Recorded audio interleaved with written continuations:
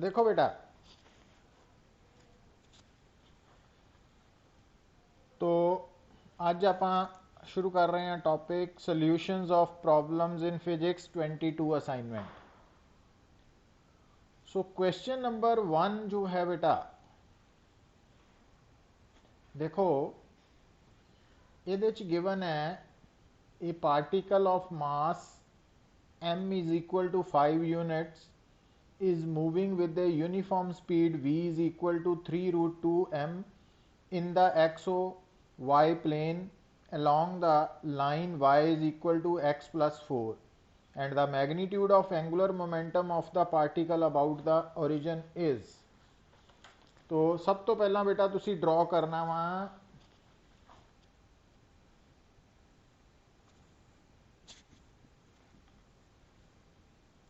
X Y plane, है ना।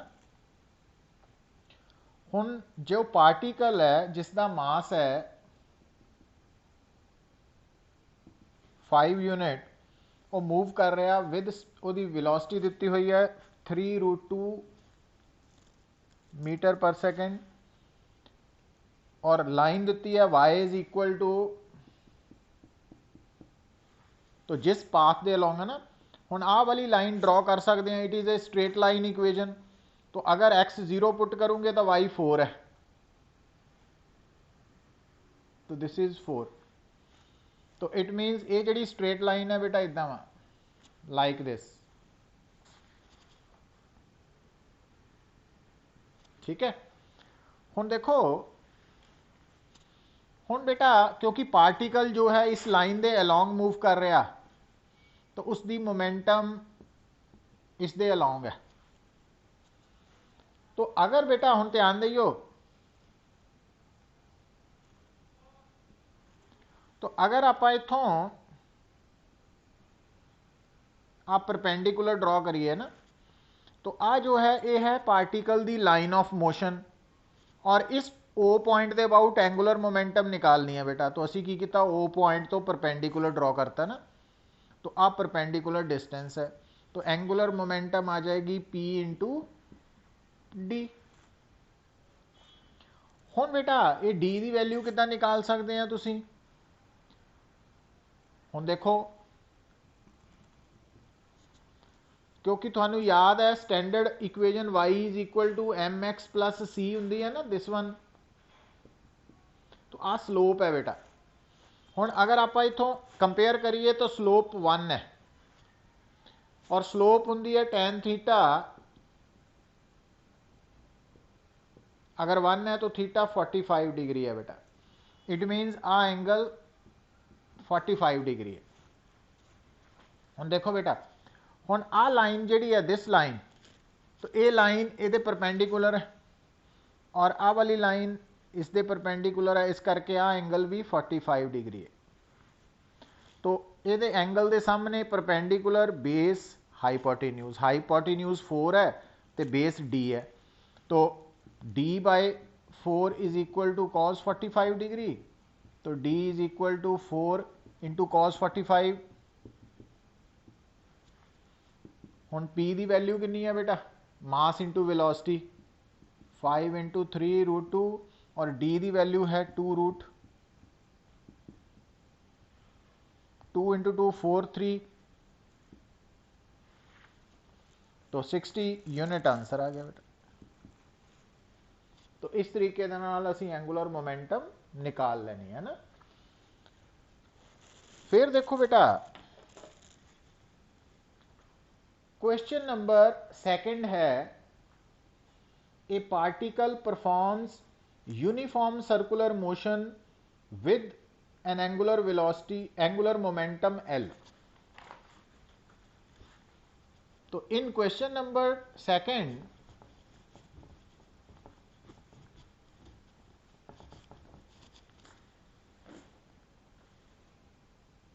particle performs uniform circular motion with an angular momentum L and the frequency of particle motion is doubled।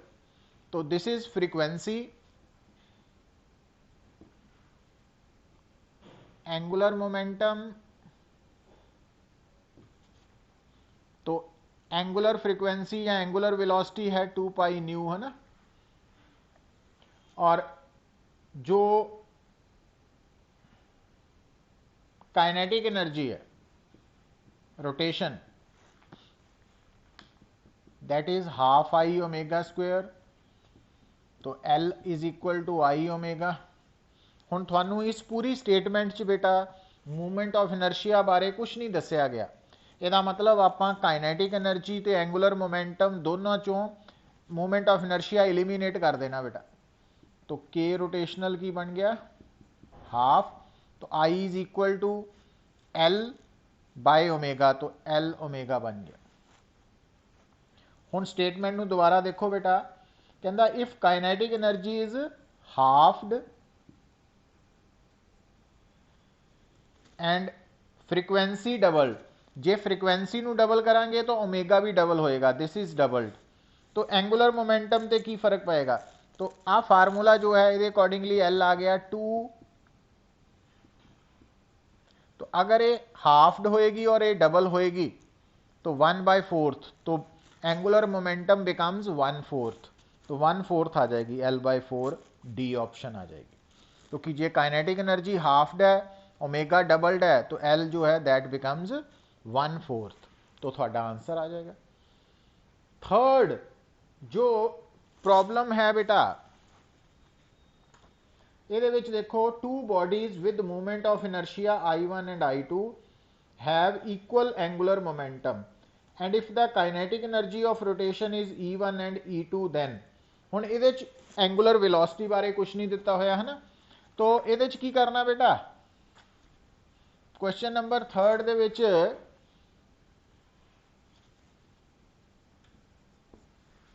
क्योंकि movement of inertia ते kinetic energy के बारे पूछा गया, movement of inertia बारे दसिया गया, एंगुलर वेलोसिटी बारे चुप है, तो आप इतों ओमेगा की वैल्यू पुट कर देनी, तो के rotational is equal to half I, omega की वैल्यू L/, तो L²/2I। हुण स्टेटमेंट नूं दोबारा पढ़ो, वो की कह रहा कि हैव इक्वल एंगुलर मोमेंटम, दोनों की अगर एंगुलर मोमेंटम सेम है तो काइनेटिक एनर्जी किहदी ज़्यादा होएगी, जिसका मूवमेंट ऑफ इनर्शिया स्मॉलर है, ठीक है, तो इनवर्सली प्रोपोर्शनल है ना, तो उतों आंसर कढ़ सकते हैं तुसीं। नैक्सट बेटा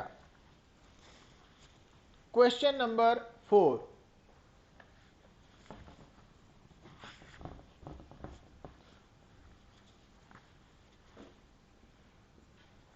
जो क्वेश्चन नंबर 4 है इसकी स्टेटमेंट देखो बेटा, ए particle of mass m is projected with velocity v making an angle of 45 degree with the horizontal, the magnitude of angular momentum of the projectile about an axis of projection when the particle is at the maximum height is,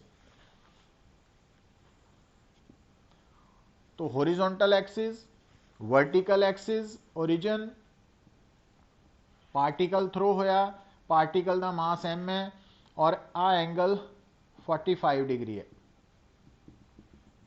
और आ बेटा highest point है ना h, तो eight highest point थानू पता वा कि जो वेलोसिटी है वो सिर्फ होरिजोनटल कंपोनेंट सर्वाइव करता। हुण इत्थे क्योंकि एंगल विद होरिजोनटल दिता तो v cos 45 डिग्री, तो ये मोमेंटम है एट हाईएस्ट पॉइंट, और आ हो गई बेटा line of motion eight highest point, तो आ बन गया साडा perpendicular distance between line of motion and origin, तो आप ओरिजिन के अबाउट ही कढ़नी सी, तो एंगुलर मोमेंटम की आ जाएगी, this is P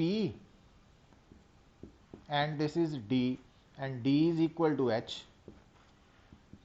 P is equal to mv cos 45 degree and D is equal to H, और मैक्सिमम हाइट प्रोजेक्टाइल कितनी होंगी है बेटा, याद है u² sin² θ/2g, और थीटा इत्थे तुहानू 45 डिग्री गिवन है, उत्थे पुट करो आंसर आ जाएगा।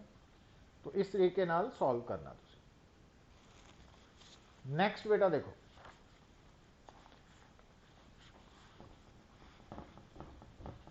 Question number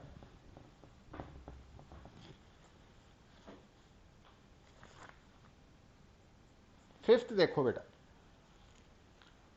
question number 5th दे विच बेटा ध्यान दिओ, actually the movement of inertia of solid fly wheel, तो ये फ्लाई व्हील है बेटा,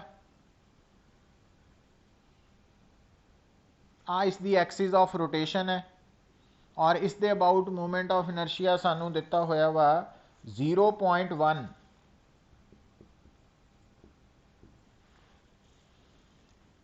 ए tangential force of 2 kg weight is applied round the circumference of, तो एक्चुअली आ मास है, स्ट्रिंग है, स्ट्रिंग दे नाल आ मास है पुत, जिहड़ा आ मास है उहदा वेट दिता होया 2 kg वेट। 2 kg वेट का मतलब 2 × 1 किलोग्राम वेट जो है that is equal to g times, g नाल मल्टीप्लाई करना। जी कितना दिता बेटा ये च, अगर नहीं दिता तो आप इनू 10 लै लें, 10 न्यूटन।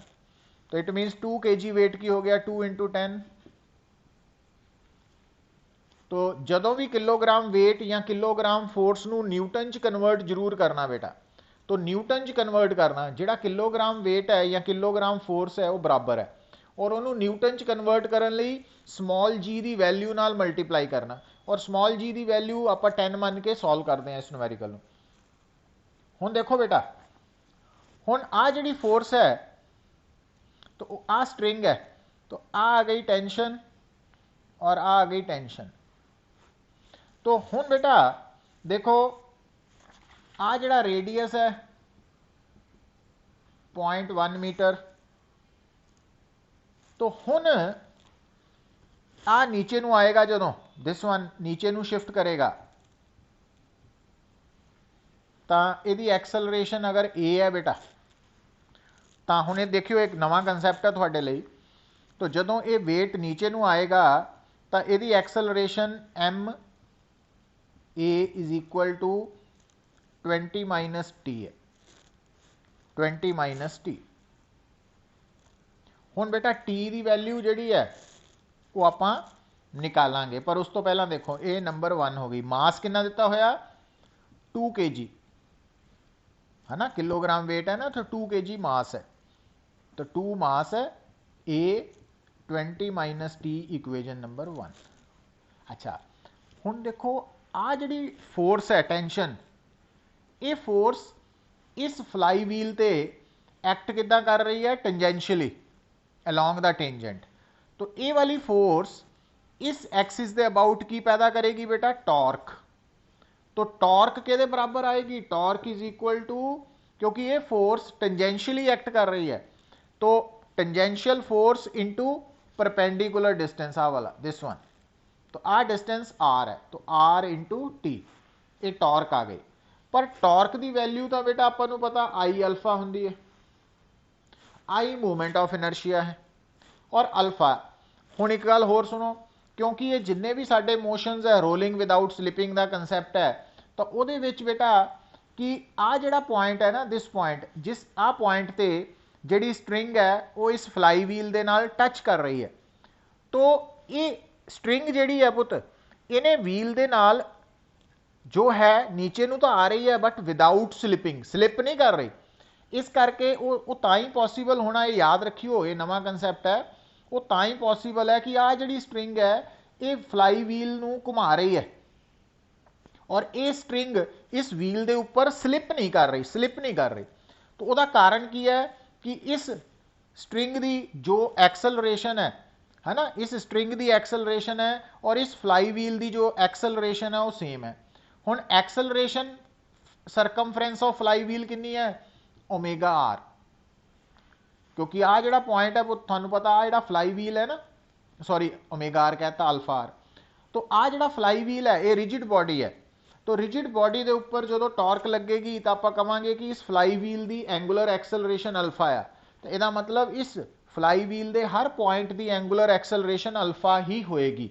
और यदा मतलब आ जिहड़ा सरकमफ्रेंस ते पॉइंट है ये एक्सिस ऑफ रोटेशन तो किन्ने डिस्टेंस ते है आर, तो ये पॉइंट की लीनियर एक्सलरेशन की होएगी अल्फा आर, और ये एक्सलरेशन ਤੇ ਸਟ੍ਰਿੰਗ ਦੀ ਐਕਸਲਰੇਸ਼ਨ ਸੇਮ ਹੋਏਗੀ, ਔਰ ਸਟ੍ਰਿੰਗ ਦੀ ਐਕਸਲਰੇਸ਼ਨ ਔਰ ਉਹਦੇ ਨਾਲ ਅਟੈਚਡ ਮਾਸ ਦੀ ਐਕਸਲਰੇਸ਼ਨ ਸੇਮ ਹੋਏਗੀ। ਸੋ ਇਹਦਾ ਮਤਲਬ A is equal to alpha R. ਹੁਣ ਇੱਥੇ ਆਪਾਂ ਅਲਫਾ ਦੀ ਵੈਲਿਊ ਪੁੱਟ ਕਰ ਦਿੰਦੇ ਆ ਬੇਟਾ। तो जो I a by r is equal to r t, तो I a r square is equal to t, तो आ टी की वैल्यू इतने पुट कर दें आप। तो इक्वेजन की बन गई 2a is equal to 20 minus I a by r square. हुण थानू बेटा पता वा, थानू आई गिवन है स्टेटमेंट, रेडियस भी गिवन है, तो ए निकल आएगा। तो ਇਹਦਾ मतलब सानू एक्सलरेशन पता लग जाएगी मास की, तो जे एक्सलरेशन पता लग गई तो असी एंगुलर एक्सलरेशन भी निकाल सकते हैं। तो हुण ये कंसैप्ट बड़ा इंपॉर्टेंट है। तो ये नाल दा एक होर प्रॉब्लम भी आएगी साडे सामने, वो ये की बेटा दस्सिया तुहानू कि जदों भी किसी ऑब्जेक्ट के उपर, ये ऑब्जेक्ट फ्लाई व्हील भी हो सकता, सिलेंडर भी हो सकता, रिंग भी हो सकती है, कुछ भी हो सकता, ਇਹਦੇ ਉੱਪਰ ਆਪਾਂ ਸਟ੍ਰਿੰਗ ਨੂੰ ਰੈਪ ਕੀਤਾ ਹੈ ਨਾ। ਰੈਪ ਕਰਨ ਤੋਂ ਬਾਅਦ ਜਿਹੜਾ ਫ੍ਰੀ ਐਂਡ ਹੈ ਉਹਦੇ ਨਾਲ ਮਾਸ ਅਟੈਚ ਕਰਕੇ ਜਦੋਂ ਆਪਾਂ ਇਸ ਮਾਸ ਨੂੰ ਛੱਡਦੇ ਆ, ਤਾਂ ਜਦੋਂ ਇਹ ਮਾਸ ਨੀਚੇ ਨੂੰ ਆਂਦਾ ਵਾ, ਤਾਂ ਉਸ ਕੇਸ 'ਚ ਉਸ ਮਾਸ ਦੀ ਐਕਸਲਰੇਸ਼ਨ ਅਗਰ a ਹੈ, ਤਾਂ ਅਗਰ ਇਹ ਸਟ੍ਰਿੰਗ ਜਦੋਂ ਅਨਰੈਪ ਹੋ ਰਹੀ ਹੈ, ਖੁੱਲ ਰਹੀ ਹੈ, ਤਾਂ ਅਗਰ ਇਹ ਰਿੰਗ, ਇਹ ਜਿਹੜੀ ਸਟ੍ਰਿੰਗ ਹੈ ਇਹ ਇਸ ਬੋਡੀ ਦੇ ਉੱਪਰ ਜਦੋਂ ਅਨਰੈਪ ਹੋ ਰਹੀ ਹੈ ਵਿਦਆਊਟ ਸਲਿਪਿੰਗ, ਤਾਂ ਉਸ ਕੇਸ ਦੇ ਵਿੱਚ ਇਹ ਸਟ੍ਰਿੰਗ ਬੋਡੀ ਦੇ ਨਾਲ ਜਿੱਥੋਂ ਜੁੜੀ ਹੋਈ ਹੈ, ਕੰਟੈਕਟ 'ਚ ਹੈ, ਉੱਥੇ ਬੋਡੀ ਦੀ ਤੇ ਸਟ੍ਰਿੰਗ ਦੀ ਦੋਨਾਂ ਦੀ ਐਕਸਲਰੇਸ਼ਨ ਬਰਾਬਰ ਹੈ, ਦੋਨਾਂ ਦੀ ਵੈਲੋਸਿਟੀ ਬਰਾਬਰ ਹੈ, ਦੋਨਾਂ ਦੀ ਐਂਗੂਲਰ ਡਿਸਪਲੇਸਮੈਂਟ ਬਰਾਬਰ ਹੈ। ਸੋ ਇਸ ਕਰਕੇ ਹੁਣ ਆ ਜਿਹੜਾ ਫਾਰਮੂਲਾ ਵਾ ਇਹਦੇ ਨਾਲ ਆਪਾਂ ਕੀ ਨੋਟ ਕੀਤਾ ਬੇਟਾ, ਇਹ ਦੱਸ ਰਿਹਾ acceleration of flywheel at the circumference at the rim, और आ एक्सलरेशन यदी है, और क्योंकि बॉडी स्ट्रिंग दे नाल अटैच्ड है, तो स्ट्रिंग की एक्सलरेशन तो बॉडी की एक्सलरेशन बराबर होएगी। और स्ट्रिंग की एक्सलरेशन अगर ए है और ये स्ट्रिंग जो अनरैप हो रहा, तो ये रोल नहीं, मतलब स्लिपिंग नहीं हो रही, तो उस केस दे विच इस फ्लाई व्हील की रिम की एक्सलरेशन तो स्ट्रिंग की एक्सलरेशन बराबर होएगी। इस करके आ दोनों बराबर है पुत। तो ये पॉइंट नू समझना बड़ा जरूरी है। तो ये नाल सॉल्व किया आप। हुण दोबारा देखो एक गल होर, क्वेश्चन नंबर 6,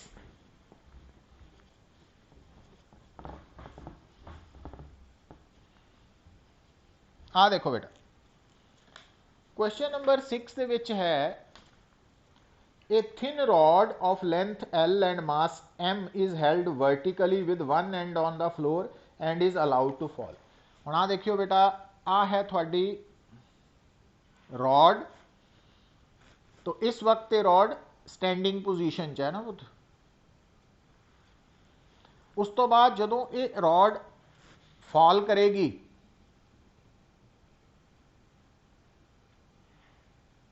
वर्टिकल पोजीशन तो होरिजोनटल पोजीशन ते आएगी, तो ये जदों फॉल की है ना बेटा, तो यदि एक्सिस ऑफ रोटेशन रॉड के एंड चो निकल रही है और यदि लेंथ के परपेंडिकुलर है, तो आ यदि एक्सिस ऑफ रोटेशन है, तो ये अबाउट इन्हें घूमी। हुण इत्थे बेटा तुहानूं दस्सिया होया कि इत्थे रॉड की जिहड़ी ग्रैविटेशनल पोटेंशियल एनर्जी है वो की है M, रॉड का मास G, और रॉड क्योंकि बॉडी है तो वही पोटेंशियल एनर्जी कड्ढण लई उहदे सेंटर ऑफ मास की हाइट, हुण क्योंकि रॉड की लेंथ L है तो ये सेंटर ऑफ मास की हाइट L/2 हो जाएगी। और जदों ये रॉड इस पोजीशन च आएगी तो यदी सारी gravitational potential energy kinetic energy च कन्वर्ट हो जाएगी। हुण ये रॉड दी केड़ी काइनेटिक एनर्जी है, rotational kinetic energy, half I omega square. पर ये आई केड़ा लेना पुत, क्योंकि एक्सिस ऑफ रोटेशन एंड चो पास कर रही है, ध्यान रखना, तो इत्थे आई केड़ा लेना 1/3 ml स्क्वेयर। और क्योंकि आ पॉइंट जिहड़ा फिक्सड है, तो इत्थे जिहड़ी स्टैटिक फ्रिक्शन एक्ट कर रही है, तो वह वर्क डन 0 होने करके मैकेनिकल एनर्जी कंजर्व है, तो U potential energy kinetics convert हो गई, तो mgL/2 इज इक्वल टू तो ओमेगा निकल आएगा। हुण ओमेगा पता किहदा वा, क्योंकि रॉड रिजिड बॉडी है, तो ओमेगा का मतलब इस पॉइंट आ पॉइंट जिहड़े मर्जी पॉइंट का ओमेगा बराबर ही है। मतलब आ जिहड़ा ओमेगा निकलिया रॉड का, ये एक्चुअली रॉड के हर पॉइंट का ओमेगा वा। पर जे वो सानू कहे, गल नूं सुनो, कि रॉड की लीनियर वेलोसिटी कड्डो जदों वो होरीजोनटल पोजीशन ते आ गई, तो वो तुहानू दसेगा किहड़े पॉइंट की। जे तो वो एंड कहता वा कि एंड की लीनियर वेलोसिटी कड्डो, तो एंड की लीनियर वेलोसिटी किद्दां निकलनी है, आ बेटा एक्सिस ऑफ रोटेशन है। हुण आ रॉड जदों घूम रही है तो यदा हर पॉइंट की कर रहा, सर्कुलर पाथ फॉलो कर रहा। तो हर पॉइंट की एंगूलर वेलोसिटी सेम है, पर हर पॉइंट की लीनियर वेलोसिटी सेम नहीं है। लीनियर वेलोसिटी किद्दां निकलनी है, उस पॉइंट का एक्सिस ऑफ रोटेशन तो परपेंडिकुलर डिस्टेंस नाल मल्टीप्लाई करके ओमेगा आर। सो यदा मतलब जे आपां इहदी लीनियर वेलोसिटी कड्ढनी है तो आपां ओमेगा कढ लिया वा, उहनूं एल दे नाल मल्टीप्लाई कर देना। जे सेंटर ऑफ मास की कड्ढनी है तो फिर ओमेगा नूं L/2 नाल कट देना। तो इदा किसी भी पॉइंट की लीनियर वेलोसिटी भी निकाल सकते हैं असी, है ना। तो ये ध्यान च रख लेना। हुण इन्हें की किया, देखो वेलोसिटी ऑफ अदर एंड, तो ओमेगा हर पॉइंट की सेम है, पर इस एंड की जी लीनियर वेलोसिटी है वो ओमेगा इंटू एल आएगी। क्यों? क्योंकि आ एक्सिस ऑफ रोटेशन है बेटा। तो आ जिहड़ा पार्टिकल है ये सर्कुलर पाथ फॉलो मूव कर रहा, पर ये सर्कुलर पाथ का रेडियस लेंथ दे रेडियस के बराबर है ना। तो आ radius length of the rod के बराबर। तो इस करके याद रख लेना ना स्टेप। इसी तरह नाल देखो बेटा 7th प्रॉब्लम देखो,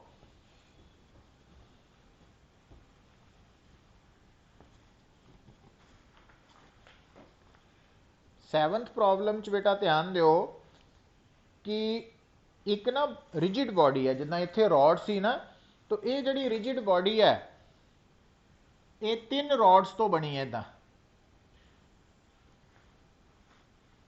इदा बनी है, एक रॉड, दूजी रॉड, तीसरी रॉड। हुण बेटा ये जी बॉडी है, हर रॉड की लेंथ L है,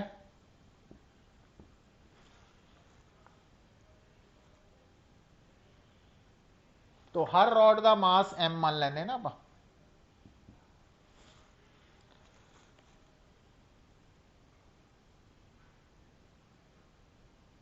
हुण देखियो बेटा, हुण ये एक्चुअली जिद्दां थोड़ी रॉड पिछले न्यूमेरिकल च खड़ी सी और वो गिर गई, रॉड खड़ी सी गिर गई, है ना। तो वही potential energy, gravitational potential energy rotational kinetic energy च कन्वर्ट हुई। उदा ही बेटा आ जी एच शेप की बॉडी है जी 3 रॉड्स तो बनी है, तो ये इनिशियली इदा वा होरीजोनटल, और उस तो बाद जो आप इनू छड्डिया तो ये इदा वर्टिकल हुई। हुण इहदा मोशन भी रोटेशनल है। तो जदों ये होरीजोनटल है और उस तो बाद जदों ये वर्टिकल प्लेन च आई, तो तुसी की नोट किया बेटा, ਇਹਦਾ सेंटर ऑफ मास नीचे आ गया। तो जदों बॉडी इदा वा तो ਇਹਦਾ सेंटर ऑफ मास इत्थे है, पर जदों इदा हुई तो सेंटर ऑफ मास नीचे आ गया। हुण इस बॉडी का सेंटर ऑफ मास कित्थे होएगा, ये ज्योमैट्रिकल सेंटर ते आ है सेंटर ऑफ मास। तो आ पॉइंट है बेटा ਇਹਦਾ L/,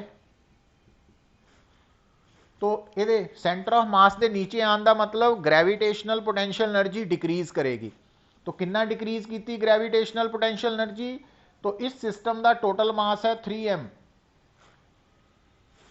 G/L/2, क्योंकि जोड़ा सेंटर ऑफ मास है, जो आ वाली बॉडी पहला इस होरीजोनटल पोजीशन इदा वा तो वह सेंटर ऑफ मास इत्थे है ना, तो जो इदा हुई तो सेंटर ऑफ मास L/2 नीचे आ गया। तो सेंटर ऑफ मास नीचे आने का मतलब ग्रेविटेशनल पोटेंशियल एनर्जी डिक्रीज हुई।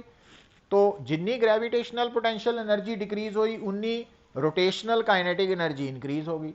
हुण rotational kinetic energy half I omega square, पर आई केड़ी एक्सिस है तो इत्थे जिहड़ा मूवमेंट ऑफ इनर्शिया है ना, वो केड़ी एक्सिस दे अबाउट है, आ वाली एक्सिस, आ एक्सिस। हुण आ एक्सिस जिहड़ी है आ एक्सिस इस रॉड के विचों दी पास हो रही है, तो इस रॉड का मोमेंट ऑफ इनर्शिया तो जीरो ही है।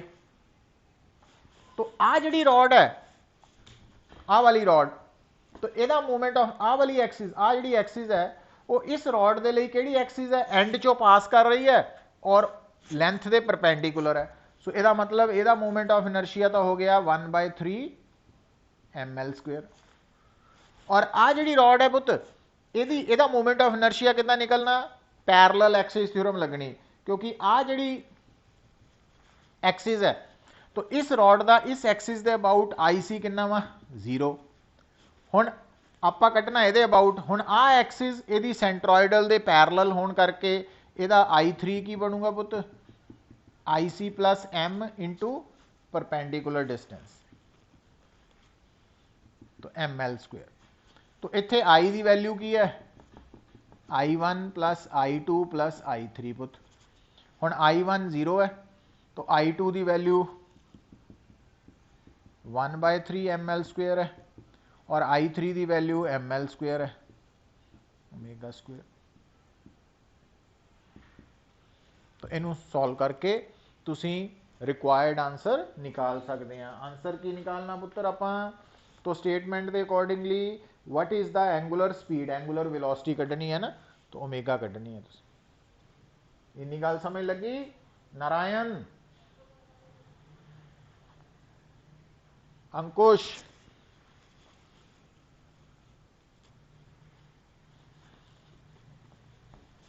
फिर देखो बेटा,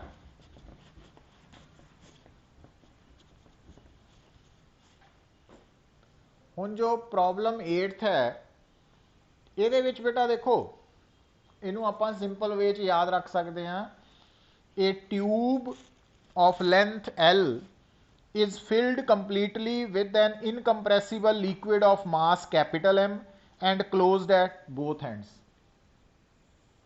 हुण आ जिहड़ी ट्यूब है इहदे च लिक्विड भरिया होया बेटा, और इनकंप्रैसिबल लिक्विड का मतलब है रिजिड लिक्विड। रिजिड लिक्विड मतलब उसकी शेप साइज च कोई फर्क नहीं पैना। हुण बेटा की कर रहे हैं, इस ट्यूब नूं आपां रोटेट कर रहे हैं होरिजोनटल प्लेन च about one of its ends with uniform angular velocity omega. तो इस रॉड नूं दी आ एक्सिस ऑफ रोटेशन है ना, तो आपां इस रॉड नूं आ रॉड है, ये पानी भरिया होया इनकंप्रैसिबल लिक्विड कह लो, पानी ना कहो इनकंप्रैसिबल लिक्विड वर्ड यूज करते हैं। आ एक्सिस ऑफ रोटेशन है एंड चो, तो इदा घुमा रहे हैं रॉड।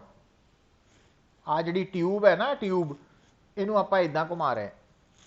तो हुण बेटा आप इस, क्योंकि ट्यूब है इनू आप सिंगल पॉइंट कंसिडर कर सकते हैं सेंटर ऑफ मास का कंसैप्ट ला के।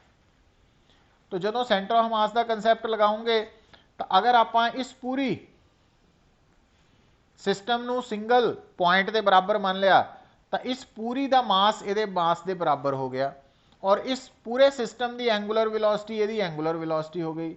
और आ डिस्टेंस कितना वा पुत L/2। तो हुण इहदी सेंट्रीपिटल फोर्स कितनी है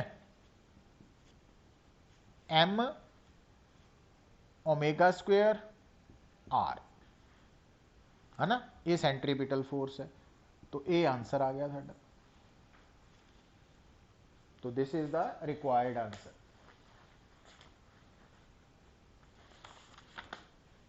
हुण बेटा क्वेश्चन नंबर 9th देखो,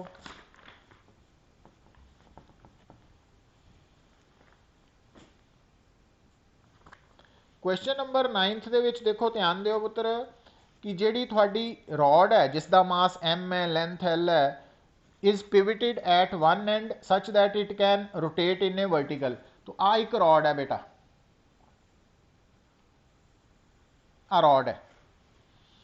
हुण ये वाली रॉड जो है there is negligible friction at the pivot and the free end of rod is held vertical above the pivot end then released. Angular acceleration of the rod when it makes an angle theta with the. तो आ जिहड़ी rod है ये initially इस position ते है, vertical position ते, और आ है दी एक्सिस ऑफ रोटेशन है। हुण इहदी एक्सिस ऑफ रोटेशन इहदे एंड चो पास कर रही है और इहदी लेंथ दे परपेंडिकुलर है। सो इहदा मतलब आई दी वैल्यू 1/3 ml² है। ये याद रख लेना। हुण बेटा जदों ये रॉड थोड़ी इनकलाइंड हो गई इदा, मतलब ये रॉड जिहड़ी है ये वर्टिकल नाल कितना एंगल बना रही थीटा, तो आपां इहदी एंगुलर एक्सलरेशन कड्ढनी है ना। देखो हुण एंगुलर एक्सलरेशन की है, torque is equal to I alpha, तो alpha is equal to torque by I. हुण क्योंकि ये रॉड रोटेट कर रही है और यदि एक्सिस ये एंड चो पास कर रही है और यदि लेंथ के परपेंडिकुलर है, तो आई तो 1/3 ml स्क्वेयर है, पर टॉर्क किहड़ी आ रही है इत्थे, टॉर्क हैगी है पुत वेट करके, दिस इज, और क्योंकि आ है पॉइंट जिहदे अबाउट टॉर्क कड्ढनी है, तो आ थोड़ी वेट जिहड़ा वा आ इहदी लाइन ऑफ एक्शन है, तो आ बन गया बेटा perpendicular distance, this is D. हुण इस डी की वैल्यू कितना कड्ढनी है, क्योंकि वेट ने एक्ट करना सेंटर ऑफ मास से, तो सेंटर ऑफ मास क्योंकि टोटल लेंथ अगर एल है तो आ वाली लेंथ, दिस लेंथ ये L/2 है। हुण अगर आ एंगल थीटा वा तो आ एंगल भी थीटा वा, तो थीटा के सामने परपेंडिकुलर है, ये हाईपोटेन्यूज है। हुण आ परपेंडिकुलर डी ते hypotenuse L/2 is equal to sine theta, तो D is equal to L/2 sine theta. तो टॉर्क के बराबर आ गई पुत्र, तो टॉर्क आ वाली फोर्स पैदा कर रही है, तो इस फोर्स mg और इस फोर्स का लाइन ऑफ जो एक्शन है वह परपेंडिकुलर डिस्टेंस है d, और d की वैल्यू है L/2 साइन थीटा। तो आ टॉर्क आ गई, तो टॉर्क की value mg L/2 sine theta, और मूवमेंट ऑफ इनर्शिया की वैल्यू है 1/3 ml स्क्वेयर। तो उतों अल्फा आ जाएगा, थोड़ा रिक्वायर्ड आंसर आ जाएगा, तो उन्होंने चैक कर सकते हैं खुद। सो ये है रिगार्डिंग क्वेश्चन नंबर 9। तो क्वेश्चन नंबर 9 दे विच तुसी की देखिया बेटा कि सब तो पहला आपां स्टेटमेंट नूं पढ़ना पैना, उहदे विच तुहानूं की दिता होया एक रॉड वर्टिकल पोजीशन ते है, तो जदों वो रॉड इनकलाइंड हुई बेटा making an angle theta with the vertical, तो उस वक्त वो एंगुलर एक्सलरेशन कड्ढनी है, और वो कितनी आ जानी है पुत, वो कड्ढनी है क्योंकि उस वक्त की टॉर्क और मूवमेंट ऑफ इनर्शिया, तो वो दोनों की रेशो चाहिए है। हुण टॉर्क इस रॉड ते कौन लगा रहा, क्योंकि आप टॉर्क कड्ढनी है about an axis passing through the end of rod, तो इस करके जिहड़ी टॉर्क है वो वेट लगा रहा, तो वेट वाली जिहड़ी लाइन ऑफ एक्शन है वह एक्सिस ऑफ रोटेशन तो परपेंडिकुलर डिस्टेंस ज्योमैट्री की हैल्प के नाल कितना निकलिया L/2 साइन थीटा, तो इस करके टॉर्क बन गई mg into L/2 sine theta, और मूवमेंट ऑफ इनर्शिया किसी भी रॉड का about an axis passing through its end and normal to its length की हुंदा 1/3 ml स्क्वेयर। तो दोनों दी वैल्यूज पुट करके तुसी एंगुलर एक्सलरेशन निकाल सकते हैं। क्वेश्चन नंबर 10 देखो बेटा, a pot maker rotates pot making wheel of radius, जिहड़ा व्हील है पुत इहदा सेंटर है, इहदा रेडियस है 3 metre, by applying a 2000 newton force tangentially, तो वो फोर्स लगा रहा 2000 newton tangentially. Because of this if the wheel completes exactly 1.5 revolution, so theta दिता होया सानू, तो रेवोल्यूशन 1.5 मतलब 3/2 रेवोल्यूशन है, तो नंबर ऑफ रेवोल्यूशंस 3/2 है, तो एक रेवोल्यूशन च एंगुलर डिस्प्लेसमेंट होंगी 2 पाई, इसका मतलब टोटल एंगुलर डिस्प्लेसमेंट हो गई है 3/2 इंटू 3 पाई रेडियन। तो हुण और रुक गया है ना आफ्टर दिस वन, तो इसका मतलब वो फाइनल एंगुलर वेलोसिटी 0 है, रुक गया वा। हुण बेटा the work done by him is, work done निकालना वा पुत, तो देखो वर्क डन के बराबर है क्योंकि फोर्स 2000 न्यूटन है और आर 3 मीटर है, इस करके टॉर्क सीधा ही आर एफ आ जाना, क्योंकि आर वाली लाइन ते एफ एक दूजे के परपेंडिकुलर है। Otherwise R F sine theta होंगे ना, थीटा 90 होने करके साइन 91, तो आर एफ टॉर्क सीधी आ जानी है 6000 न्यूटन मीटर। ठीक है, हुण बेटा देखो, हुण आ जिहड़ी टॉर्क है तो आ एंगुलर डिस्प्लेसमेंट है, तो जिदा फोर्स ते डिस्प्लेसमेंट दा प्रोडक्ट वर्क डन है ट्रांसलेशनल, तो rotational they which work done की आ जाएगा, दिस इज, तो ये वर्क डन आ जाएगा बेटा। तो इनू कैलकुलेट कर लेना तुसी। क्वेश्चन नंबर 11, क्वेश्चन नंबर 11 च देखो बेटा, a homogeneous disc with a radius 0.2 meter and mass 5 kg rotates around an axis passing through its center. The angular velocity of the rotation of the disk as a function of time is given by formula omega is equal to this one. हुण देखो बेटा, question number 11 दे विच जो disc है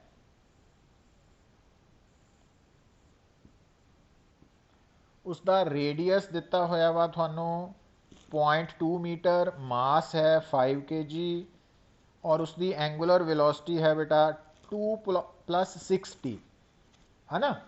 हुण देखो, अगर angular velocity देखो तो ये टाइम दे नाल चेंज हो रही है, इसका मतलब आप एंगुलर एक्सेलरेशन निकाल सकते हैं।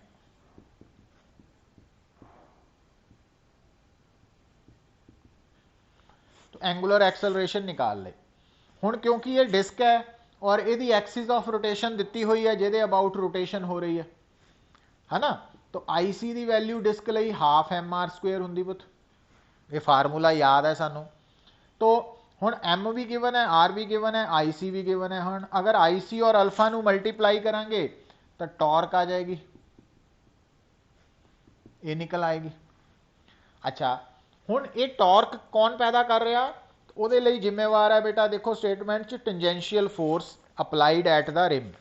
तो टेंजेंशियल फोर्स मीनस आ जी टॉर्क पैदा हो रही है वो एफ फोर्स करके है, तो एफ फोर्स करके टॉर्क कितनी होएगी, वो होएगी आर एफ, क्योंकि एफ फोर्स आर दे परपेंडिकुलर होने करके साइन 91 होने करके आर एफ ही हो गई। सो आ दोनों टॉर्क बराबर होने करके R F is equal to I C alpha. हुण आई सी की वैल्यू इत्थों कढ़नी है ना तुसीं, तो F I C alpha by R. हुण तुसीं आई सी की वैल्यू इत्थे ½ mr² अल्फा बाय आर एक आर, तो तुहाडा आंसर ½ mr अल्फा आ गया। हुण मास भी गिवन है, आर भी गिवन है, अल्फा भी गिवन है, आंसर निकल आना वो। अच्छा, हुण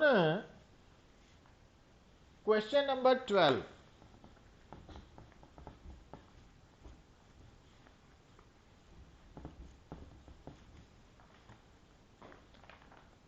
क्वेश्चन नंबर 12 दे विच बेटा थानू की गिवन है, थानू गिवन है a thin circular ring of mass capital M and radius R is rotating about its axis with constant angular velocity omega. तो आ बेटा एक रिंग है, ये रिंग अपनी एक्सिस केड़ी एक्सिस है यदी सेंट्रोइडल एक्सिस जिहड़ी इहदे प्लेन दे परपेंडिकुलर है ਉਹਦੇ अबाउट रोटेट कर रही है। इस रिंग का मास M है, रेडियस R है। तो हुण बेटा इस ये सर्कुलर रिंग है पुत, तो यदा I mr² हो गया और यदी एंगुलर वेलोसिटी ओमेगा वा, तो यदी एंगुलर मोमेंटम I ओमेगा हो गई mr² ओमेगा। अच्छा, ये रोटेट कर रही सी। हुण रोटेट करते करते की होया पुत्र, two objects each of mass M are placed gently to the opposite ends of the diameter of the ring. तो ਆਪਾਂ ਕੀ ਕੀਤਾ, ਇਹ ਰੋਟੇਟ ਕਰ ਰਹੀ ਸੀ, ਇਹਨੂੰ ਰੋਟੇਟ ਕਰਦੇ ਕਰਦੇ ਆ ਦੋ ਮਾਸਿਸ ਇਹਦੇ ਉੱਪਰ ਰੱਖਤੇ। ਹੁਣ ਜਿੱਦਾਂ ਹੀ ਇਹਦੇ ਤੇ ਦੋ ਮਾਸਿਸ ਅਟੈਚ ਕੀਤੇ तो है ना, ਇਹਦਾ मूवमेंट ऑफ इनर्शिया ਜਿਹੜਾ ਪਹਿਲਾਂ mr² ਸੀ ਉਹ बदल गया। ਹੁਣ ਕੀ हो गया, नवा मूवमेंट ऑफ इनर्शिया की आया पुत, तो नवा मूवमेंट ऑफ इनर्शिया आ गया। रिंग का तो है mr² प्लस ਹੁਣ क्योंकि आ एक्सिस है और आ ਜਿਹੜਾ पार्टिकल है ਇਹਦਾ मास m है और ਇਹਦਾ परपेंडिकुलर डिस्टेंस r होने करके mr² और इदा ही ਇਹਦਾ भी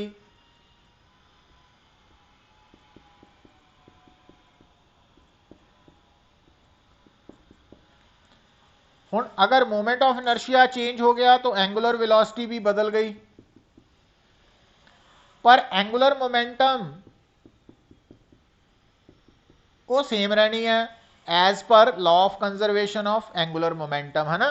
क्योंकि आपां जिहड़ा इन्हां पार्टिकल्स नूं अटैच कीता वा, तो इस इन्हां नूं अटैच करन लगे असी कोई टॉर्क नहीं लगाई, तो जे टॉर्क नहीं लगी सिस्टम ते तो उहदी एंगुलर मोमेंटम कॉन्स्टेंट रहनी है। तो एल डैश ते एल बराबर होने करके आई डैश ओमेगा डैश ते आई ओमेगा बराबर है, तो ओमेगा डैश की हो जाना आई ओमेगा बाय आई डैश। हुण आई ओमेगा की वैल्यू तो है mr² ओमेगा और आई डैश की वैल्यू है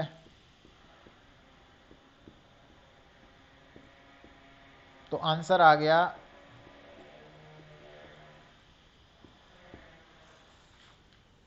सो ये law of conservation of linear moment angular momentum तो सॉल्व होया बेटा। अच्छा हुण देखो क्वेश्चन नंबर 13,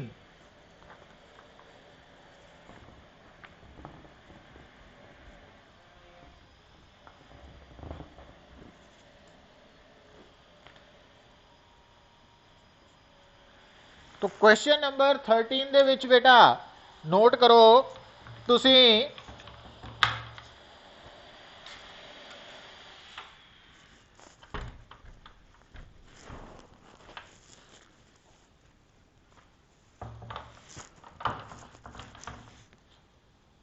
कि एक व्हील है,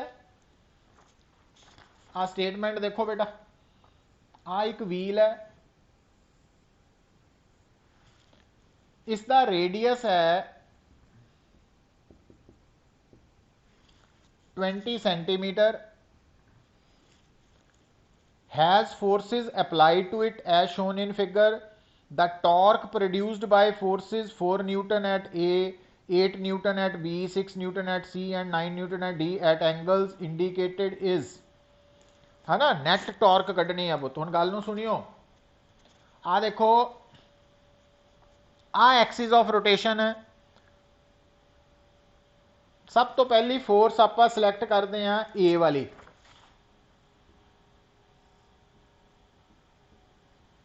फोर न्यूटन। हुण ध्यान दिओ बेटा, जिहड़ी आ वाली फोर्स है वो इस रेडियस दे नाल 90 डिग्री ते है ना। तो ਇਹਦਾ मतलब आ जिहड़ी फोर्स है ਇਹਦੇ करके टॉर्क की हो गई पुत आर एफ साइन 90, तो आर 20 सेंटीमीटर, एफ 4 न्यूटन ते साइन 90। हुण ये जिहड़ी फोर्स दे करके टॉर्क लगी है, तो ये टॉर्क बॉडी नूं एंटी क्लॉकवाइज घुमा रही है, तो एंटी क्लॉकवाइज टॉर्क नूं असी बाय कन्वेंशन पॉजिटिव लैने हैं, ते जिहड़ी टॉर्क बॉडी नूं क्लॉकवाइज घुमाए उन्होंने असी बाय कन्वेंशन नैगेटिव लैने हैं ना।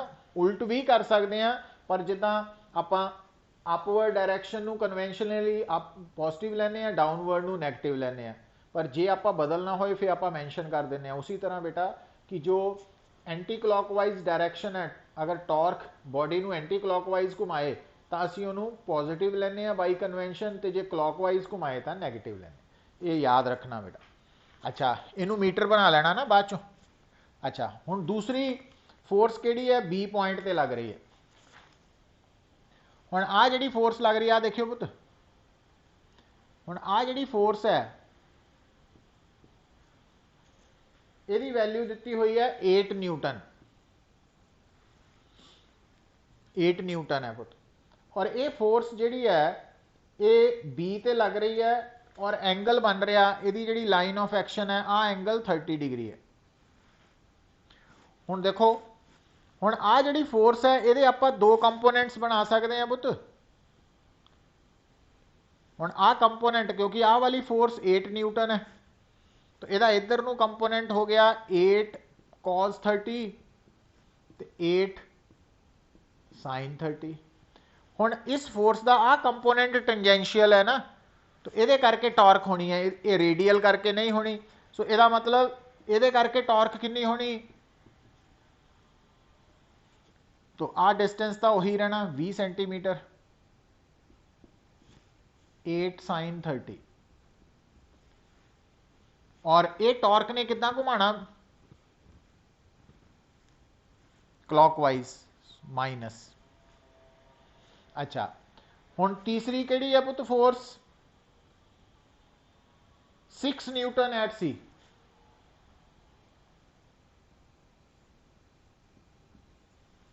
हुण आ वाली फोर्स सारी दी सारी एक्स लाइन, मतलब इस फोर्स की line of action axis of rotation चो पास कर रही है, तो ये करके टॉर्क नहीं होनी।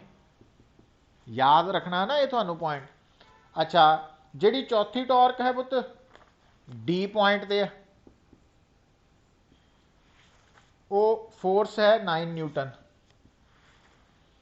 हुण आ वाली फोर्स भी आर दे परपेंडिकुलर होने करके ये करके टॉर्क भी की हो जानी है 20 इंटू 9 न्यूटन, तो साइन 90 डिग्री आ गया ना ये। अच्छा, हुण ये करके भी क्लॉकवाइज है माइनस। तो हुण टोटल टॉर्क इन्हां दा सम लै लो पुत। जे तो सम थोड़ा पॉजिटिव आ गया सॉल्व करके, तो यदा मतलब ये नैट टॉर्क लग रही है पॉजिटिव मीनस एंटी क्लॉकवाइज, तो जे नैगेटिव आ गया सम तो फिर क्लॉकवाइज लग रही है ना। तो एंटी क्लॉकवाइज नू काउंटर क्लॉकवाइज भी कह दें, काउंटर क्लॉकवाइज। तो इदा सॉल्व कर लेना बेटा। हुण क्वेश्चन नंबर 14 देखो,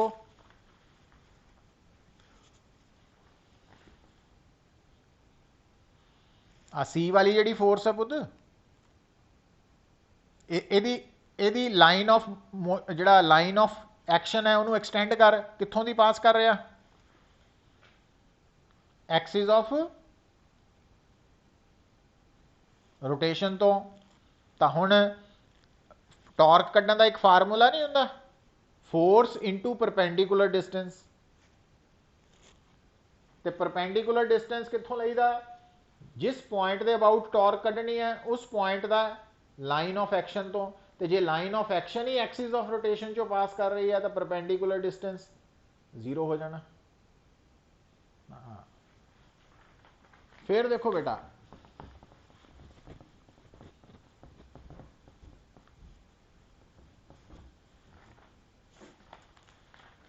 क्वेश्चन नंबर 14।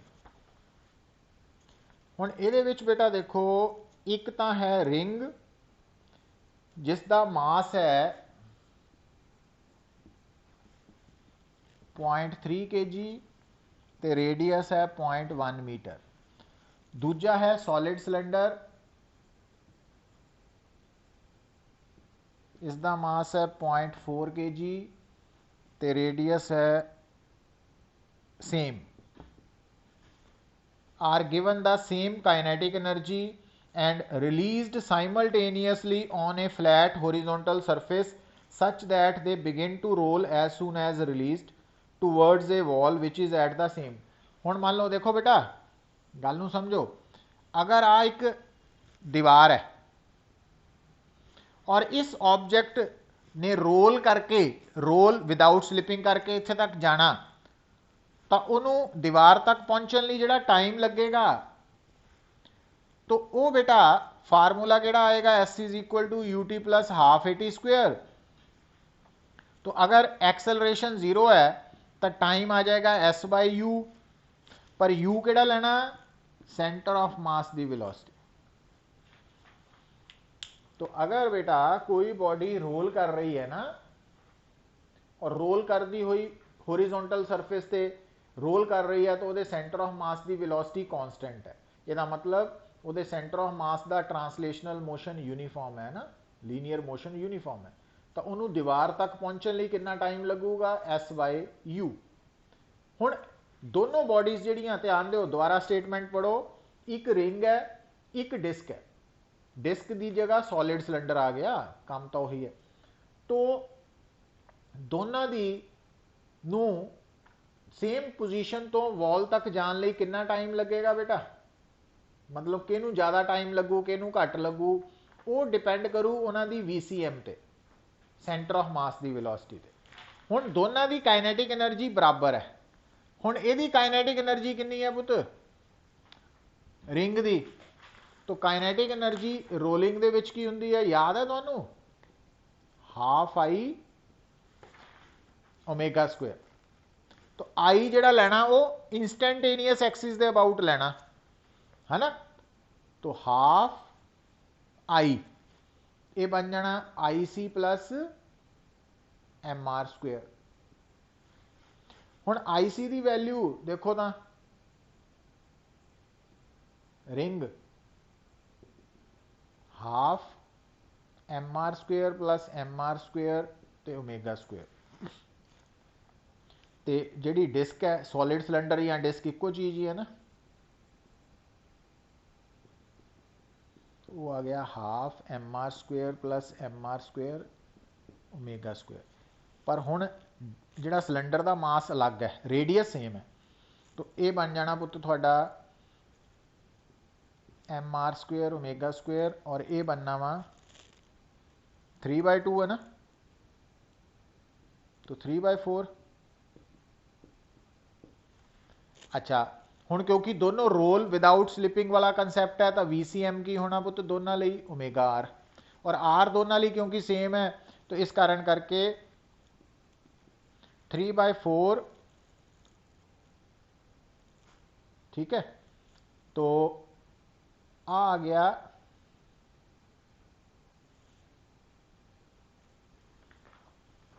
अच्छा, एक होर गल, सेम काइनेटिक एनर्जी है ना, दोनों की काइनेटिक एनर्जी सेम है, तो R ओमेगा स्क्वेयर आ गया रिंग का VCM, ते आ गया सिलेंडर का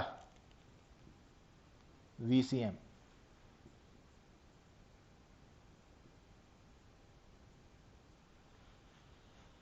हुण पुत्र दोनों इक्वेट करिए आप, क्योंकि दोनों की काइनेटिक एनर्जी बराबर दी है, तो यदा मतलब M VCM R ते 3/4 M डैश VCM सिलेंडर। हुण पुत M की वैल्यू कितनी दी है, ये 0.3 है, और M डैश है 0.4 है ना, तो आ कट्टे जाने ना आपस च।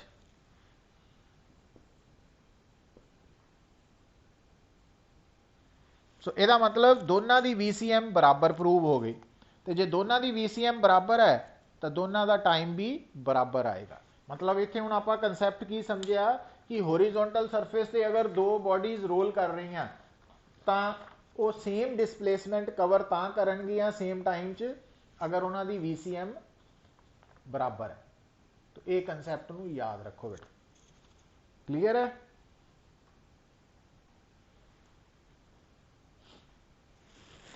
हुण क्वेश्चन नंबर 15,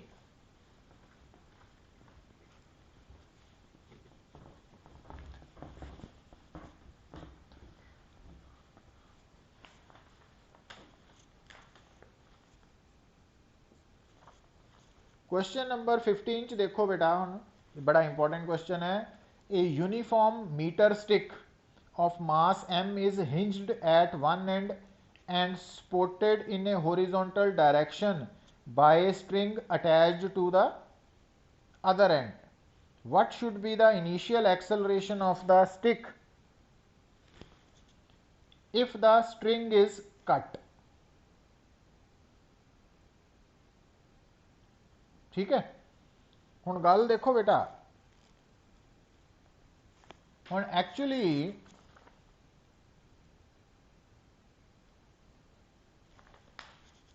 आ है थोड़ी एक रॉड,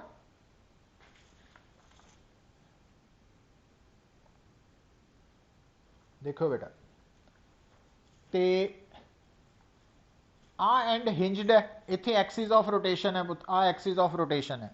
सो आ स्ट्रिंग दे नाल जुड़ी हुई है ना, इदा ये होरिजोंटल है।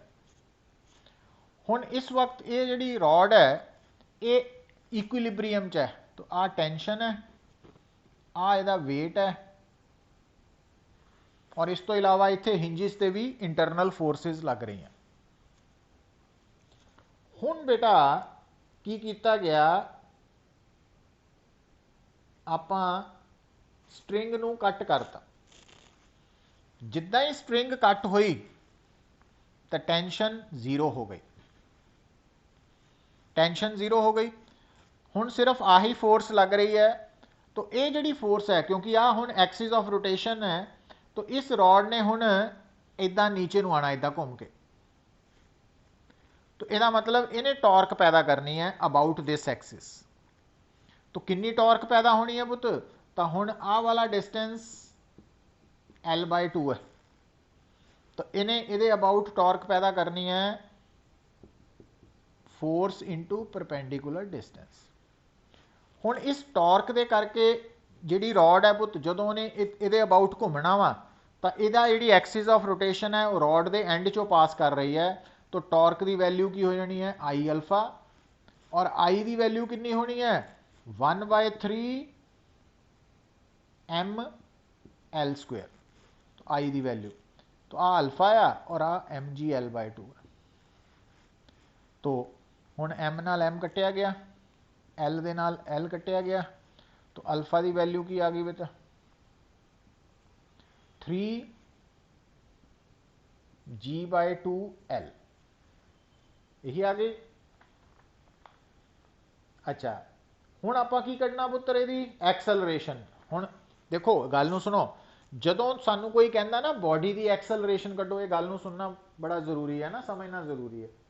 जदों भी कहंदा वा कि what should be the initial acceleration of the stick if the string is cut, तो जदों सानू कोई कहंदा ना एक्सलरेशन कितनी है, तो उसका मतलब वो सेंटर ऑफ मास दी है पुत, ये ध्यान च रखियो।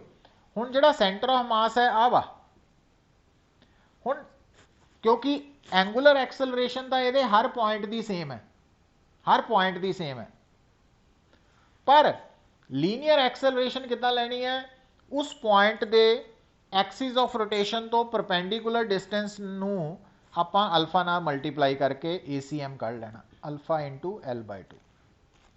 हुण जदों इत्थे L/2 करांगे पुत, तो अल्फा कितना आया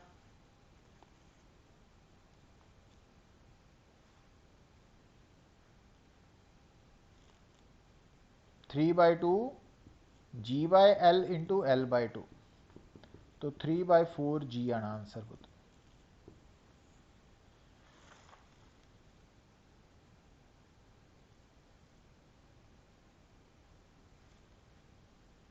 ठीक है,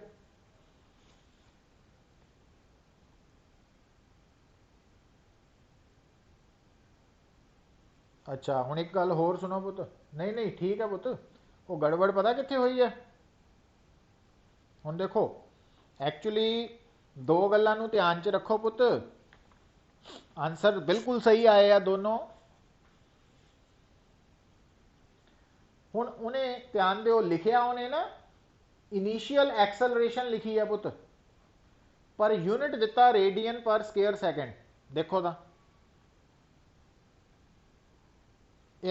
ਇਹਦਾ मतलब एक तो आंसर आ कढ़ना आप आंसर एक्चुअली।